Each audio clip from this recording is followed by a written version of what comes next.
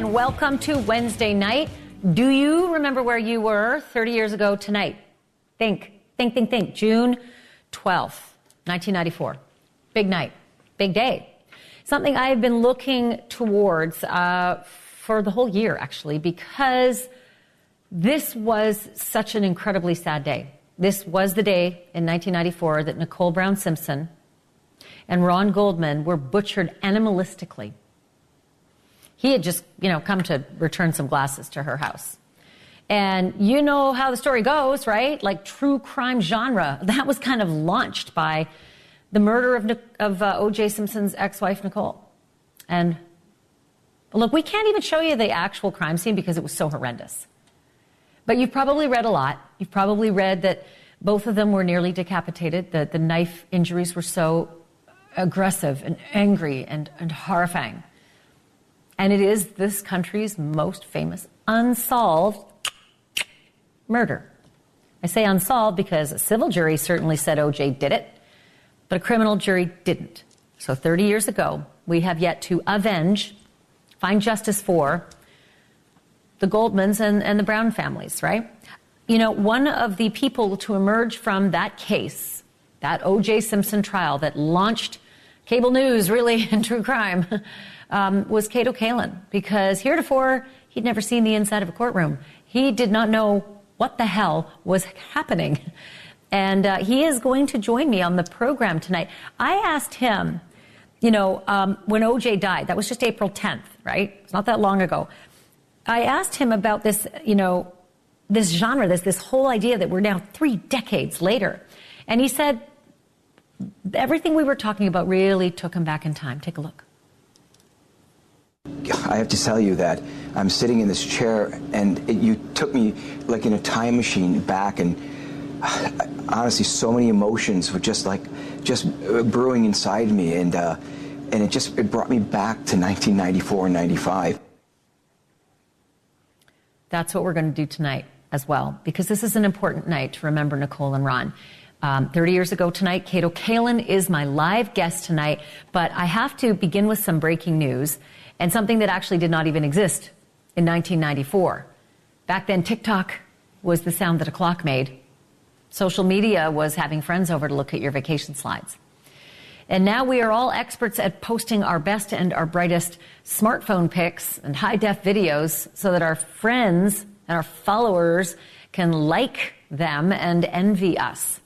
We do not post the flat tire that we got on the way to the 5-star restaurant or the kids throwing up on Space Mountain. And that complete disconnect between all the pretty stuff online and all the real messy stuff behind the scenes, that is the stuff of our lead story tonight. A few days ago, we told you about the California pastor who started a talent agency representing TikTok dancers, and the claims from one dancer's family that that agency is more like a cult. Robert Shin is the pastor. His critics say he promised his young and talented influencers wealth and fame and success in this life and salvation in the next life, all in exchange for a big old chunk of their earnings and isolation from their families. All of this story is laid out in an extremely popular Netflix series called Dancing for the Devil, the 7M TikTok cult. Take a look. I don't even know where to start. Today is my sister's birthday. We're not allowed to contact her, and we're blocked on absolutely everything. We have 2 daughters. We don't just have one. All of the dancers that she dances with, someone else is controlling their lives. I don't want to say I was in a cult. How did I let myself get sucked into something like that? Miranda and I knew that we always wanted dance to be a part of our lives. California and dancing, it was their big dream. Men and women travel to LA with their big dream of being on stage and just get wrapped up in a lot of things that aren't fair for them. 7M, an entertainment company founded by Robert Shin, who's also the pastor of LA-based Shekinah Church. This is a church, but they're also a management company. I just felt a little funny about that. When he found the dancers, he saw all this opportunity to be like the world famous social media talent manager. Social media, it was new. Like, man, I can do this and get money from my art. I want to do this. He would always share whenever someone would get a deal. All this money, it's all going to Robert. It started out fairly innocuous, but the control slowly grew. I could be in an unsafe environment. This is a cult. They would say, like, cut off your family because you need to work on yourself. You have to die to your family in order to save them. As a man of God, I wasn't thinking that he would ever do anything wrong to me or someone. When you raise somebody and all of a sudden to see a shell of your daughter, I don't know who this person is. Some former church members / clients accuse Pastor Shin not only of financial exploitation, but of forced labor, human trafficking, and sexual battery. Watch this. There were these sleuth accounts popping up. Former members were saying people suffered in his church for decades. I felt so betrayed. It was awful. I want Robert to never be able to do this ever again. Whatever you sow, you're going to reap. That's what he teaches, right? Well, it has now come to light that 2 sexual battery claims against Pastor Shin were investigated by the LA police last August. The LA city attorney declined to file charges in either claim. But now comes Miranda Derrick, the dancer at the heart of the Netflix documentary, rebutting the claims made about Shin and denying that she is a member of any cult. Derrick says if she's a victim of anything, it's of her family's decision to go public with their private issues and grievances. She says since that docuseries dropped, she and her husband, fellow dancer James Derrick, have gotten death threats from random strangers. But before this documentary, my husband and I, we felt safe. Now that this documentary is out, we feel like our lives have been put in danger. We have both been followed in our cars. We have received hate mail, death threats. People have been sending us messages to commit suicide. We've been stalked. Someone said that if I see you on the street, I'm going to come and gut you, so you better get security. Someone also said that if I see you walking on the sidewalk, I'm going to come and shove you in the trunk of my car. My next guest says it's entirely possible that Miranda Derrick doesn't even realize that she's in a cult. Sarah Edmondson should know. She is an ex-member of the NXIVM cult, and she's the author of the book Scarred, the true story of how I escaped NXIVM, the cult that bound my life.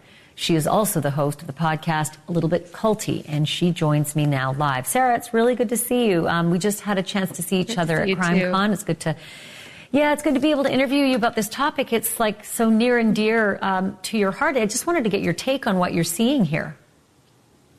Sure. Thanks for having me on, Ashleigh. You know, we've had this cult on our radar since a few years now, since Melanie first went public with her live stream. And it certainly ticked all the boxes for me from day one. But one of the things I really wanted to share with your audience and anyone who might be wanting to reach out to Miranda is that when you're in a cult, you really don't think you're in a cult. And we don't even have to use the word cult, especially for her. I would even say like a high control group or high control religion. She's in a situation that for her, she's doubled down in that she believes is something really good. And unfortunately, that type of negative response from the world from this documentary is only going to push her in further, which is my concern. Do you see, I was going to ask if you see some parallels to yourself, your own situation and where you were with NXIVM.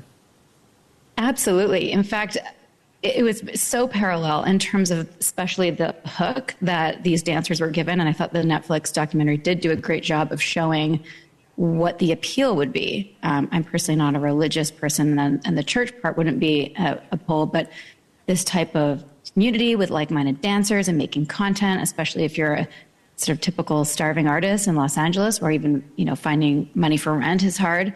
That's all provided. And somebody who's going to help you manage your career, all of those things would be an incredible draw. So I totally get that. And then some of the things that have happened, apparently from the doc behind closed doors, being isolated from friends and family, being instructed to tell on each other if you don't follow the rules. The sort of us versus them mentality of like, it's us and this is the right path. And Of course, we weren't religious, but we were very righteous and kind of like evangelical personal development pushers. And I feel like this type of connection to Jesus isn't actually that clean. It's connection to Robert, who's saying he's got the connection to God and Jesus, which is a total red flag for me. Anyone who says that they are talking to God and Jesus, run. I've always felt that anybody who says that they've had personal conversations, that's a hell of a red flag.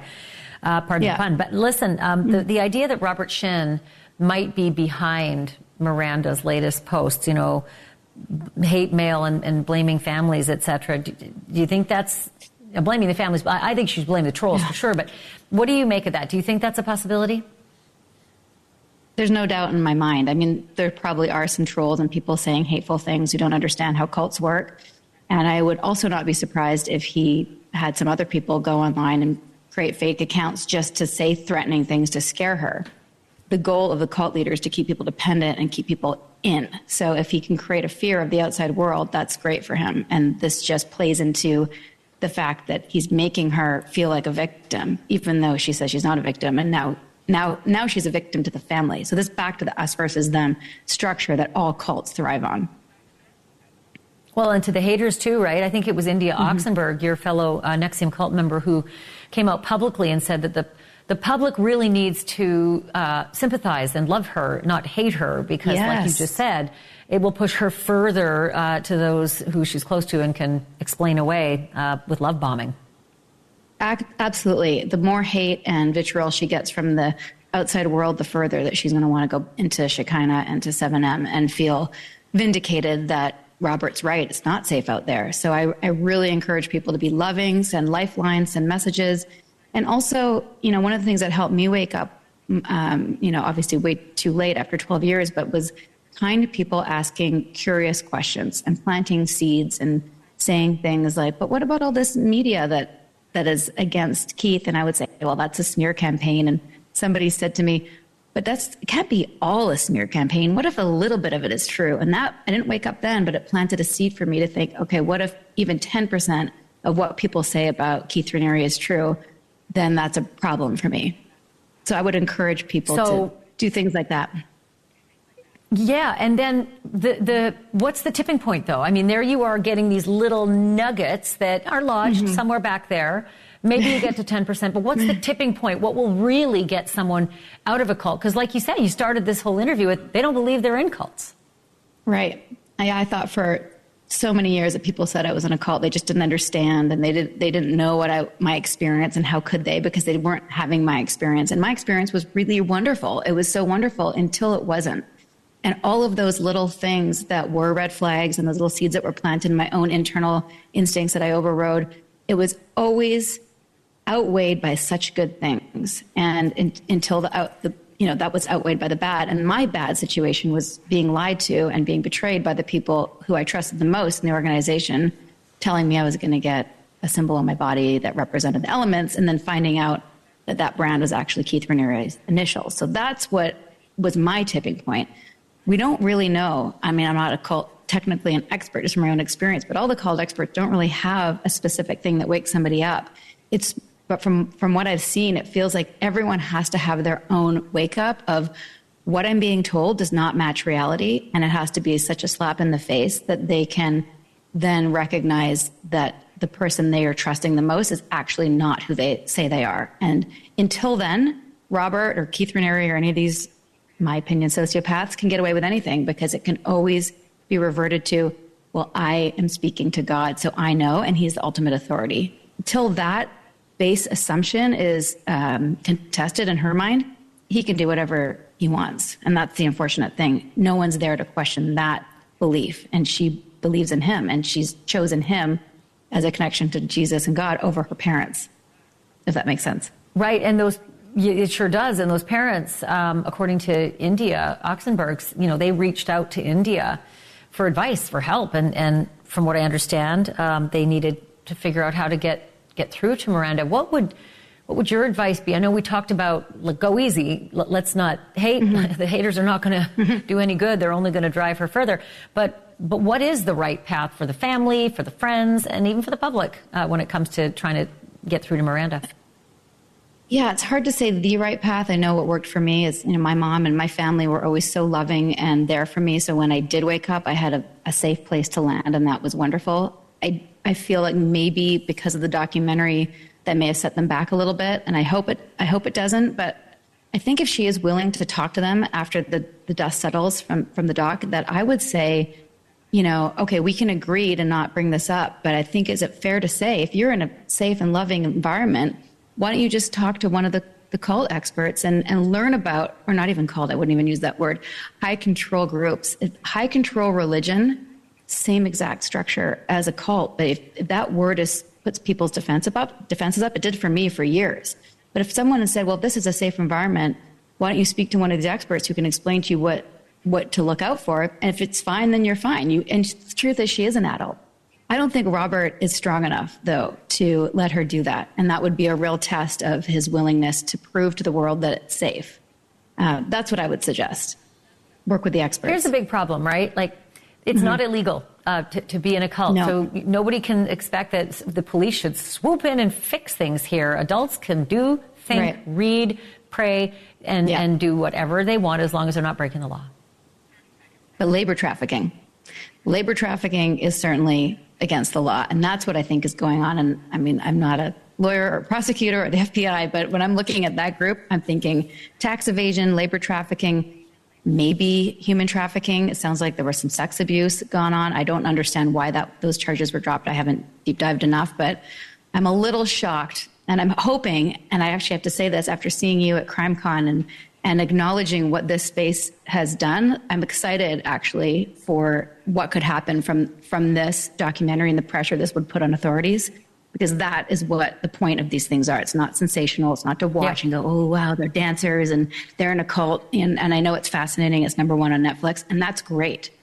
But like, hello, LAPD, let's get involved. It's time to storm the castle, in my opinion. So, hey, that's why you do a podcast called A Little Bit Culty, and you're coming out with a new book with Nippy as well. Sarah, so good to see you. Yes. I hope this isn't the last time. Let's do more of this early and often. Anytime. I'm here. Sarah Edmondson joining us tonight. And coming up next, do you remember where you were 30 years ago tonight? Many of you may not have even been born, but on this date in 1994, news of brutal murder exploded out of Los Angeles. The ex-wife of a former NFL superstar had been butchered. And the man who had just stopped by her house, he was butchered too. We did not know it then, but cable news and true crime was about to go nuclear because of 2 letters, OJ. Joining me next, Cato Kalin, on the passage of 30 years since the murders of Nicole Brown Simpson and Ron Goldman.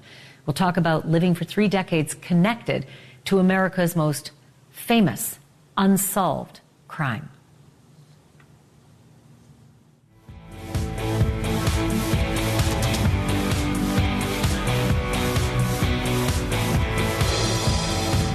How memory works. I can vividly remember literally everything about the O.J. Simpson trial, from like the Bronco chase to the verdict, and then all the drama in between.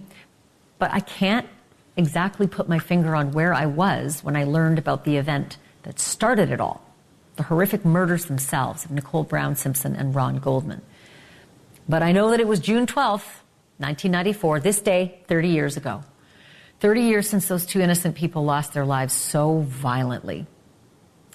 Thinking about it now, Nicole was just 35. Ron was 10 years younger. He was only 25. Somebody stabbed them both to death with a weapon that was never found. Officially, their murders remain unsolved.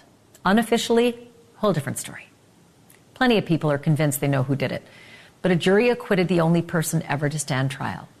Years later, however, a jury did hold O.J. Simpson liable for the murders. But tonight is not about relitigating. Tonight is about Nicole and Ron and the 30 years that have somehow come and gone since their deaths. I want to welcome back to this program Cato Kalin. His name is forever linked to the prosecution of his friend at the time, O.J. Simpson, and the sensational murder trial that ended with the words "not guilty."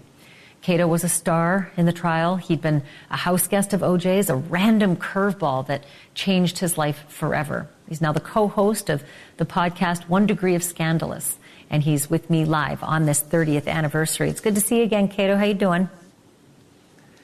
Hey, actually, great. It was a beautiful opening, the way you know, everything should have been about, Nicole Brown Simpson and Ron Goldman, and I love the way you did that. And I was actually friends with her first, and I was friends with both of them. I just wanted to make sure that everybody knew that. You know, I did not know that. I had no idea. I have a list of my questions as I was thinking through what we were going to talk about. Did you know Nicole? I wasn't sure if you knew Ron, but now it's even more profound that you did. No. Do these anniversaries, I knew, every year? I knew, I knew Nicole and OJ, differently? not Ron. Oh, okay. Okay, you didn't know Ron. Okay. It was. I did not know Ron. Both of. You know what? It does hit differently. You know, I always think that is time the only recourse, and 30 years later, I look back and I go, no, it's everything's backwards. I mean, the OJ trial, the saga, it put race. It just went backwards. And then we had George Floyd. We went even further back. And where I live in Los Angeles, it's very divided. So everything, it's just going backwards in time. And, with the OJ dying and is there closure? There's not going to be closure for Nicole's family, never, and never for Fred Goldman and Kib Goldman losing their son and their brother, and for the Brown family losing their daughter and their sister. So, yeah, time really isn't the only recourse, and everything seems to get more divided, Ashleigh, and I witness it every day just living where I live. I read some things now, and I think, well, gosh, I don't remember that, or did I miss it, or is it just 30 years and I've forgotten? But I wanted to ask you just personally what happened for you on the night of June 12th, 30 years ago tonight. Well, I look back and I think of 30 years later how I was this struggling actor, and then the media flexed its muscle and I became a pariah, a traitor, a freeloader, the most famous house guest, a dummy, even an assassin's target. And I said, boy, never has a man done so little to be recognized by so many. But it was that night that the LAPD had 4 detectives knock at my door because 2 beautiful young people lost their life, Ron Goldman and Nicole. So, yeah, that's how everything started. It was all sort of me finding out about death by sitting in OJ's main house and hearing Tom Lang have to tell the Brown family that their daughter has been killed. When they, I'm assuming they knocked on the house guest door, or maybe that's where you were when you first wondered, like, what are the LAPD doing here?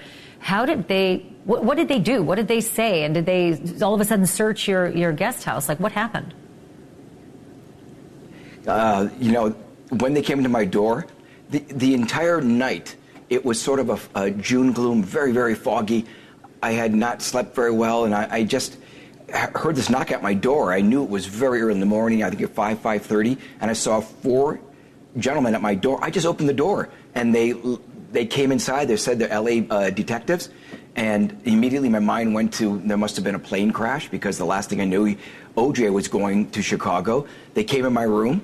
They asked me what I wore. I showed them everything. I was, a bachelor, not a very good housekeeper. My clothes were, spread out everywhere. They said, "What shoes did you wear?" They looked at the bottom of my shoes, and I just said, because I was in Spock, I went, "This is really peculiar." And after 30 years later, watching so many forensic files, I now understand or understood exactly what they were doing. They were doing their job. But I had mentioned to Vanetter and to Furman that I heard this noise, and it moved the picture in my back room, and it always bothered me because the picture moved, so I thought immediately there was an earthquake, and so that, not having a window at the back of my wall, that's where the bloody glove was found. So those little things that you think are nothing turn out to be the biggest thing. Did you think at any point, well, first of all, did they let you know at that point that there had been a double murder and that Nicole was dead, or did you find out later? No, I had no idea. They were in my guest house quite a while and asking me questions, and then they led me into the main house. And OJ's daughter, Arnell, was also there, and she walked in. We sat on a couch, not together, separated, and they questioned it. And then I overheard on the phone when Tom Lang had said to the Brown family about Nicole being killed. So that was how I knew. They never told me directly. It was me overhearing it, and it was shocking. Oh, that's awful, just to think that you heard about your friend that way and that nobody sort of had tenderness towards you. Speaking of that, did you think at any point, dear God, they're going to suspect me the way this is going? You know, I never, well, myself personally, I didn't think that at all because I knew where I was. And, you know, it's funny because to this day, everything I do, I write down timelines because since the trial, my whole life has been where was I at what time, and I found out how important it was. So it's been 30 years, and now I'm married, but still a little bit now. But up until everything I did actually was, okay, I dropped this person off at that time. On the radio station, this song was playing.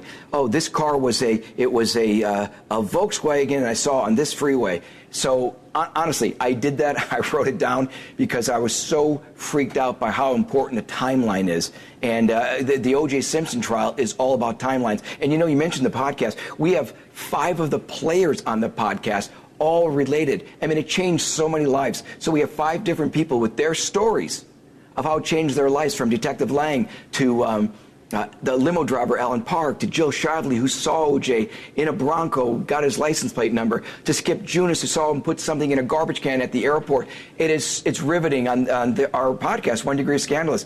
So we have all 5, 30 years later, together sharing these stories. And not only cathartic, but it's like, I didn't know that. I didn't know that should have been evidence. And honestly, it blew me away of how much that I didn't know, that people didn't know was part of this trial. Here's something people don't know about you that I have very happily discovered. You are kind and you are classy and you have just oodles of grace. And I'm always thankful when I have a chance to talk to you, Cato. Thanks for doing this tonight. I appreciate it. Well, I'm blushing, and that's such kind words, and I feel the same way, and you're fantastic. Thank you so much, Ashleigh, and I think really just people don't forget, 30 years later, it's really about Ron Goldman and Nicole Brown Simpson. So that's where everybody's heart should be. Thank you. That's what I mean. There's that grace. And here's a quick plug also for Cato's podcast. Make sure you find it. He co-hosts it with Tom Zenner. It's called 1 Degree of Scandalous. It's on Apple, Spotify, and anywhere you get your podcasts. And still to come tonight. It has been 18 days since Johnny Wachter was gunned down on the streets of Los Angeles, and the young actor's killers are still out there somewhere. So today, Wachter's friends and family did this. That's them. They took to the streets. They demand action in his case. They're demanding it get the attention it deserves. And after a break, 2 of them are going to join me. A close friend of Johnny Wachter's and Johnny's brother, Grant. They're coming up next.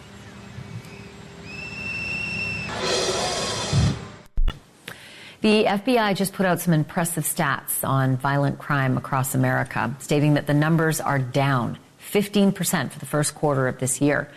That's great news, but those stats are not going to be felt by Johnny Wachter's family in Los Angeles. He is the General Hospital TV star who was shot to death on May 25th when he came upon thieves who were stealing the catalytic converter off his car. He didn't do anything about it. He didn't go after them. They just shot him. And it seemed only a matter of time before those ruthless killers would be caught and brought to justice. And maybe it still is a matter of time. But 2.5 weeks later, there are still no arrests, no named suspects, and little communication from the police. Today, Wachter's friends and family took to the streets of Los Angeles to demand that city leaders give the police every possible resource to solve Wachter's murder. Specifically, they want a $25,000 reward for information leading to an arrest. I'm joined now by 2 people who spoke at today's march. 2 people perhaps closest to Johnny Wachter. Micah Parker, one of Johnny's close friends, and Johnny's brother, Grant Wachter. Thank you to both of you, and my sincere condolences that you're having to live this nightmare. And I appreciate what you did today, taking up the banner to try to help solve this. Grant, just to that, is the family getting any updates from the police? Are they saying anything about leads or progress?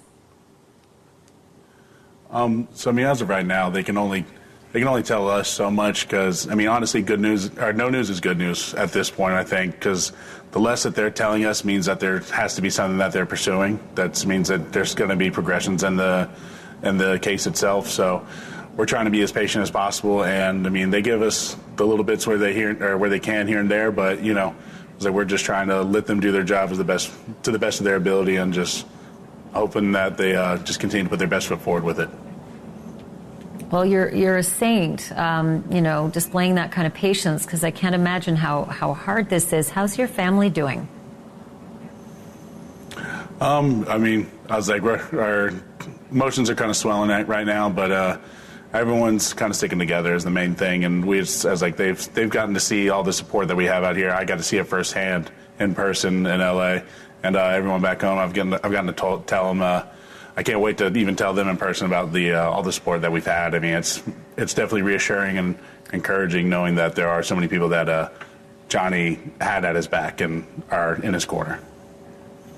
Well, and that turnout today must have felt good, just to know that there is that love and that support. And to that end, Micah, have you had any response from the city leaders about what you're asking for, more resources, like to really focus on this crime and maybe even to put forth a reward? So no direct response yet, but I imagine it's coming because people showed up today. And as Grant said, it was an inspiring day. You know, there's a lot of frustration felt in this city from the citizens who have to walk down the streets in fear and anxiety. And they showed up today to voice that frustration and to say out loud what they've been saying in private for so long. So I think it's only a matter of time we get a direct response. I know that the mayor's been in touch with Scarlett, which is a great sign. We also had some contact with the DA's office today, and they assured us that they're working closely with major crimes.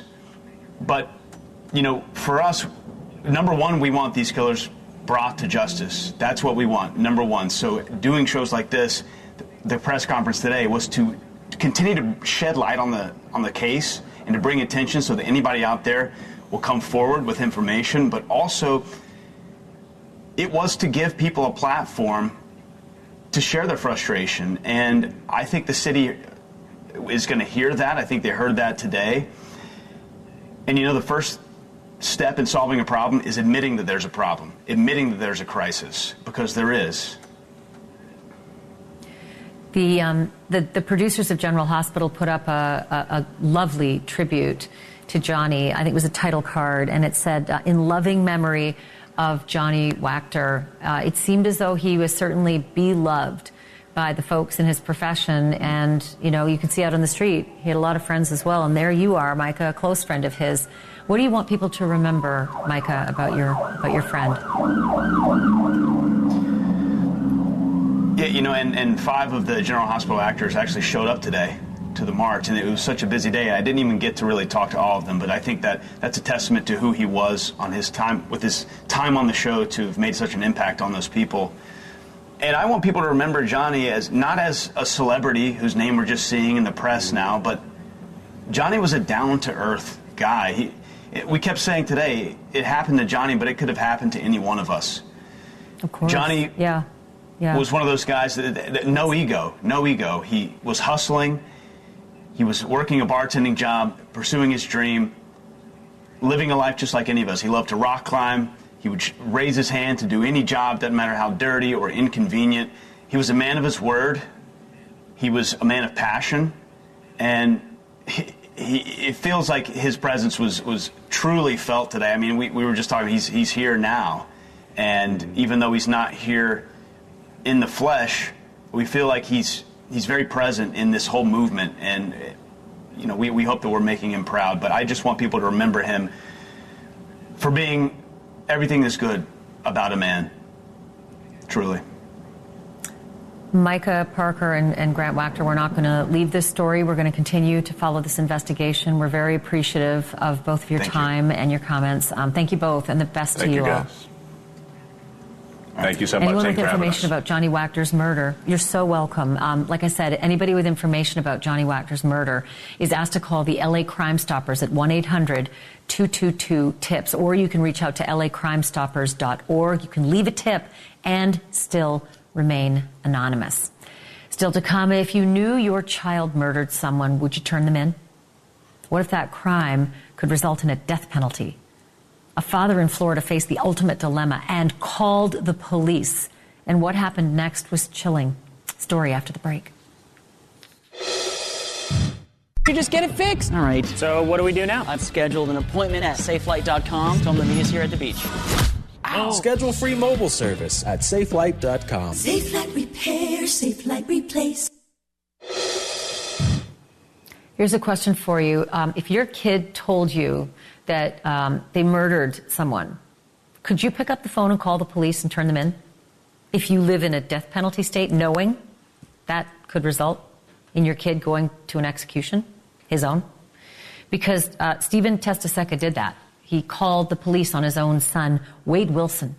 Said that Wade told him about murdering 2 women, and man, was his testimony graphic. Take a look at this. It's very graphic.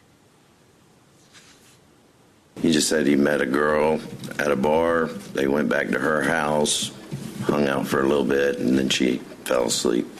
What did he say happened after she fell asleep? He said he got on top of her and choked her. He rolled her up and was going to try to put her in her trunk, but he couldn't lift her. Did he say why he was unable to put her in her trunk? He said that he felt like rigor mortis had started to set in. What did he say about the second girl? He said he saw her walking down the street and stopped and asked her for directions. And she got in the car with him. What did he say happened once she got in the car with him? He said he reached over and choked her. He pulled her out of the car and realized that she was still breathing. So what did he tell you he did when he realized she's still breathing? He said he got back in the car and ran her over until she looked like spaghetti. It worked. That father helped to convict the son. Wow. I mean, 2 hours it took. That was it. Like just a little over 2 hours to convict him. 2 capital murder cases, and those are death penalty eligible. Chief Anthony Sizemore of the Cape Coral Police Department was in the courtroom for the verdicts, and he's here live for this exclusive interview. Holy cow, that was so unbelievable to watch. Chief, what was your reaction to the verdicts and to that testimony of the biological father? The testimony I had heard before in the preparation for the case several years ago, but to hear it again live, it just really hits hard. And as far as the verdict today, I sat with the families, both victims, and just justice was done. It was exactly what needed to happen, and it was a very relieved feeling. You know, Chief Sizemore, we keep talking about the killer, but, you know, Christine Melton and Diana Ruiz are up on the screen right now. These were the victims he murdered ruthlessly in a first-degree death penalty eligible pair of murders. We say a lot that he showed up in court with these tattoos all over his face and requested makeup. And obviously the makeup didn't work because all you could see was, you know, a defendant like that. And I wondered what you felt in court. Like, what did the jury, what did it feel like when they looked at him? They finally met the man that we knew was there for several years. This was a horrible case. It was fantastic work by the detectives, our forensic personnel, to put together a rock-solid case for our prosecutors. And quite frankly, we couldn't wait for the jury and for the world to meet Wade Wilson that we knew him as. Do you expect that this jury will recommend the death penalty and that he will get it? I think there's a really good chance. You know, the law changed in Florida very recently where it's 8 out of 12. So I think that there's a high likelihood that can happen. Well, that law has gone back and forth in Florida, but the families, have they indicated to you that they would like to see death penalty? Because not all families do. Right, and we haven't had those specific conversations. Today, it was really a day for them. I was there in support. I go to all of our major crimes like that. When they go to trial, I like to sit with the families and just be there for whatever support they may need. Specifically, we didn't talk about that, and I certainly wouldn't bring it up to them. But I think you're right. I think some have strong feelings on both sides of that argument. Well, we will be watching to see what happens. Chief Anthony Sizemore, I can't tell you how much I appreciate you taking the time to talk about this tonight, and I appreciate it for the victims as well. Thank you. Thank you for highlighting the case. We're going to continue to watch that case as we look ahead to the sentencing that's coming ahead. Coming up next, it's not actually a crime, but some people say it should be criminal. The Michael Jordan of competitive eating has officially been benched. Looks like Joey Chestnut will not be winning his 17th hot dog eating contest this July 4th on Coney Island. Why does the sponsor have such a beef with him? Literally. First Caitlin Clark, now Joey Chestnut. I'm getting to the bottom of it next. I'm not exactly sure where the crime is in this next story unless we've all been robbed of a 4th of July tradition. Joey Chestnut, the biggest name in competitive eating and 16-time winner of the Nathan's famous hot dog eating contest on Coney Island, has been banned from this year's event. Apparently it's a beef over beef, fake beef. Seems Joey signed a deal with a company that makes a meatless hot dog, and Nathan's dropped him like a moldy bun. One expert actually compared it to Michael Jordan trying to represent Nike and Adidas at the same time. So unless Joey and Nathan's come to some sort of meeting of the minds before July 4th, that coveted hot dog crown's going to somebody else for the first time in almost a decade.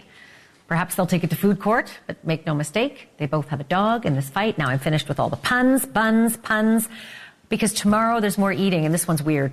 You got to meet Josh Slavin. He took the menus from 26 different death row inmates' last meals.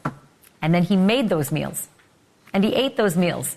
And he put it all on Instagram, and he's going to be on our show tomorrow night to talk about, wow, how viral this has gone. So make sure you join us tomorrow night for that. Meantime, stick around. Cuomo.